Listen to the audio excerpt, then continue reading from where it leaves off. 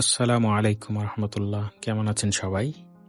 আজকে কাচ্চি রান্না করে দেখাবো শুধুমাত্র রাঁধুনি কাচ্চি মশলা দিয়ে, অন্য কোনো মশলা ইউজ করব না। তো আমি এখানে গোস্ত নিয়ে নিছি, সাথে পেঁয়াজ বেরেস্তা দিয়ে দিলাম, আর আদা রসুন বাটাটা দিলাম, যেটা অনুমান করে যতটুকু মনে হয় দিলে চলবে। এরপরে একটা রাঁধুনি মশলার প্যাকেট দিয়ে দিলাম, এরপরে একটু খাবার তেল, পরিমাণ মতো লবণ। লবণটা আমি হাতে নিয়ে দিই, কারণ হাতে নিলে আমার কাছে পরিমাণটা ভালো বুঝে আসে। এরপরে গুঁড়ো দুধ দিলাম, দুধটা একটু বেশি পড়ছে, আর একটু কম হলেও হয়তো। যাই হোক, এটাকে ম্যারিনেট করে 10 মিনিটের মতো রাখবো। এটা ইনস্ট্যান্ট করতেছি, এজন্য 10 মিনিটে রাখবো, না হলে অন্তত 1 ঘন্টা 2 ঘন্টা রাখলে আর আমার ওই সিদ্ধ করে নিতে হতো না। এখন চালটা আধা সিদ্ধ করব, আধা বলতে 70% সিদ্ধ করব।